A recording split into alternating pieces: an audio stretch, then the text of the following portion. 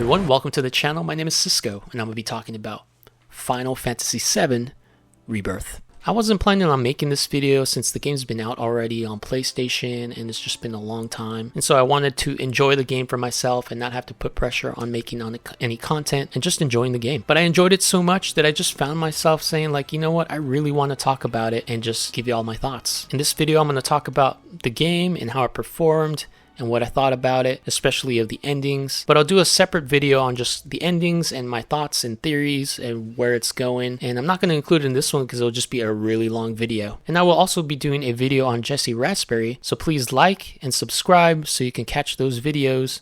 And feel free to comment so I can say hi, because I read every comment and it's just great to discuss with you guys. So with that being said, thank you for being here. And before we move forward, this is going to be a video with a lot of spoilers. So if you haven't played the game or you're thinking about getting it, proceed with caution or go and finish the game and then come here. So with that said, let's go on with the video and the review of Final Fantasy VII Rebirth. Final Fantasy VII Rebirth came out on PC January 23rd, 2025.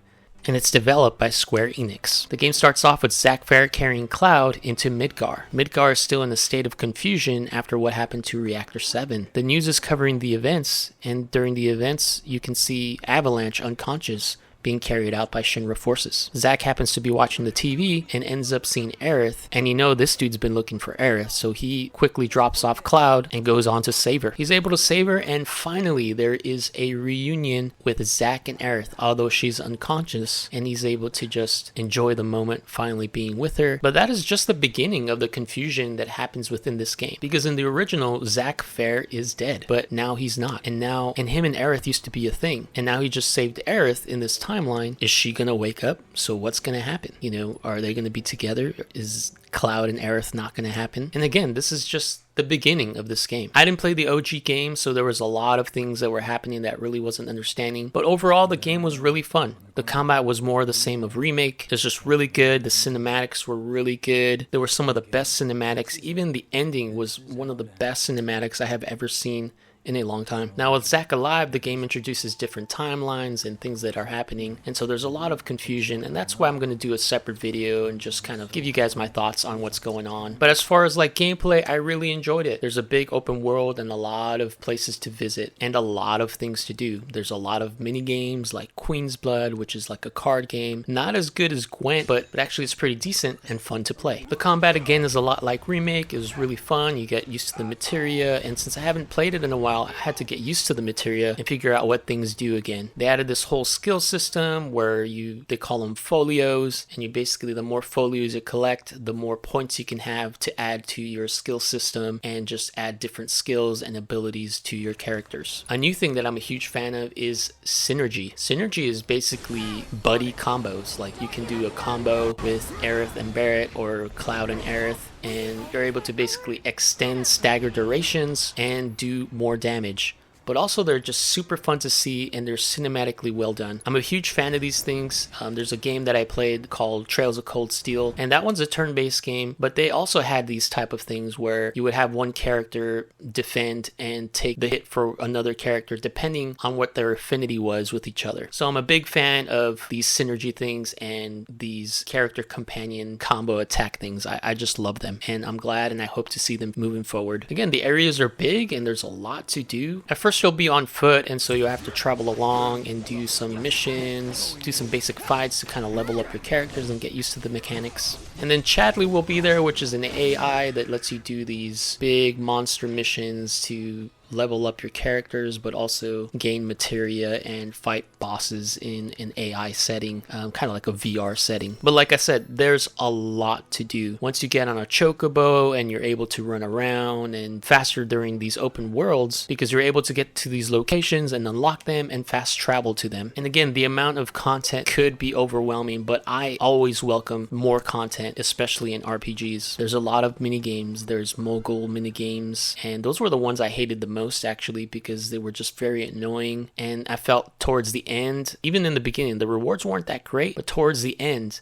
they really weren't that great either. So thanks a lot, Kupo. And they also introduced affinity system in this. So basically there's side missions that raises the affinity, or talking to them and answering questions or answering in a certain way that would raise the affinity and basically create a closer bond with that character. So if you liked Aerith, go to the tower and hang out with Aerith, and she'll have a good time and therefore raise her affinity, and you guys just become closer. And again, there's a lot of this, so there's a lot of content to do and a lot of fun things. My funnest one was probably Costa del Sol, where you're just like in a beach kind of setting, and that had fun mini games, and even one of those little wheelie vehicle things that you can go around, which I thought was the silliest thing, but it was fun to see Cloud and everyone go in it. But the mini games were fun. There was a shooting mini game, and I just overall liked the vibe. I just thought it was completely different, and I just liked the vibe that was in this game here, or in that Costa del Sol setting. Now, as far as performance, the performance wasn't as good as like the first one, but it wasn't that crazy either. It's just more noticeable on PC. Now, it took me a while to figure out the popping, because there's not a lot of, like, there was a lot of popping, and that was kind of really bothering me, but the game was so good and looking good that I just kind of was like, all right, I'll just let it pass. But even the DLSS mode was kind of weird, because it doesn't say performance or quality mode. You kind of have to do a little investigating yourself and be like, okay, rendering at 66% is gonna be quality mode. So after a while, once I got my settings right, I was like, okay, now I'm really enjoying the game. There's less pop-in. I figured that out. But otherwise, performance was pretty decent. However, on my 3080, I am starting to feel it a little bit. My other favorite areas was the Golden Saucer. This game really just kept throwing things at me, and I was like, this is not what I expected, and it's amazing. Golden Saucer just seemed like Disneyland, and I was like, what?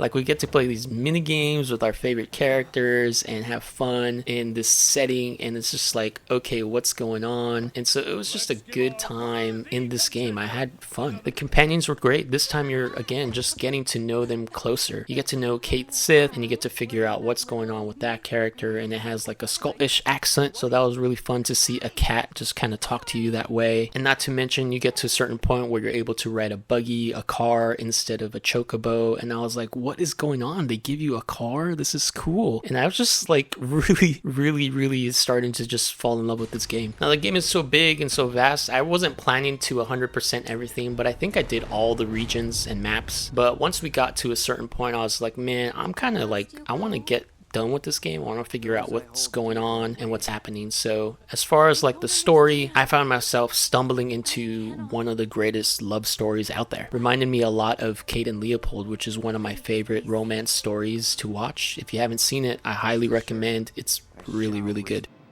I would be married now if I hadn't followed Stuart. I was to announce a bride that night.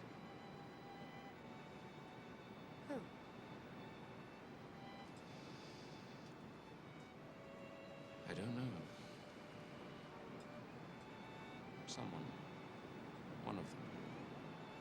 So again, I didn't play the OG, so I really didn't know what was going on with the story much, but I do know that I was looking forward to Jessie hopefully returning back. And once we got to the Gold Saucer, I realized that she wasn't coming back. After like 50-60 hours, you know, I realized that that dance and thing that they revealed at the Golden Saucer where Jessie was alive was just a VR.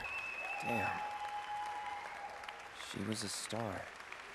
And that was a bummer for sure. But like I said, I realized I was stumbling into a crazy good love story between Aerith and Cloud. So although I was sad to see her go, in the back of my mind, I always did have like Aerith as a second. And again, I'll touch more on the Jessie thing later on a different video. But overall, the stories, the boss battles, you switch between different characters.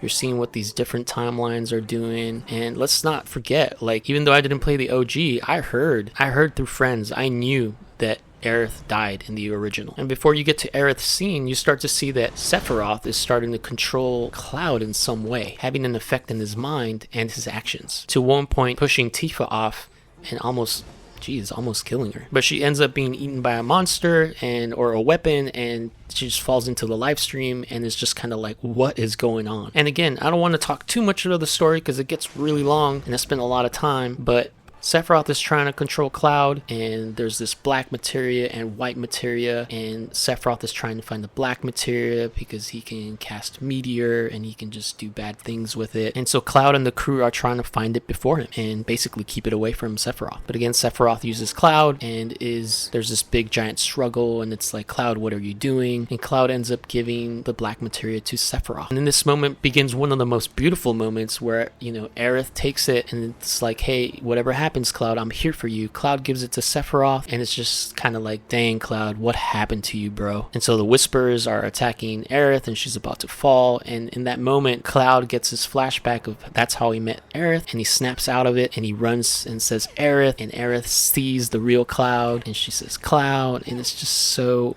quick and wonderful, and it was the sweetest thing ever.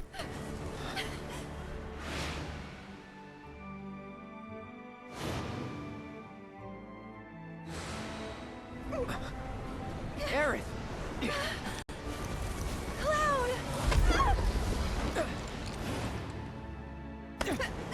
So again, I don't want to talk too much of the story and beyond there because I could go for a long time, but we're at the ancient city, and Aerith, you know, doesn't die.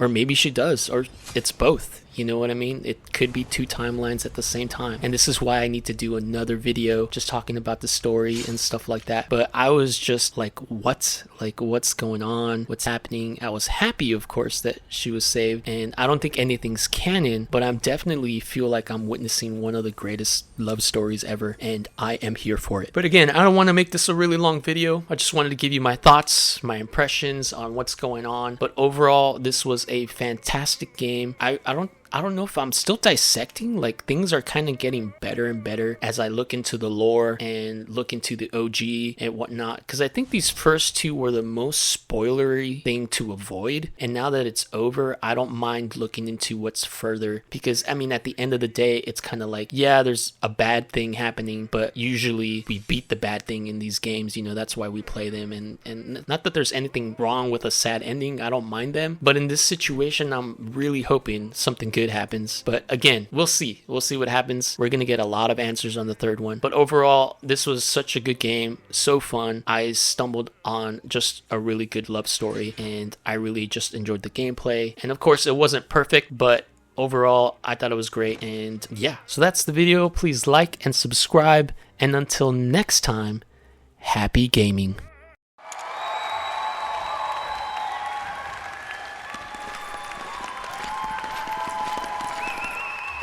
Damn. She was a star.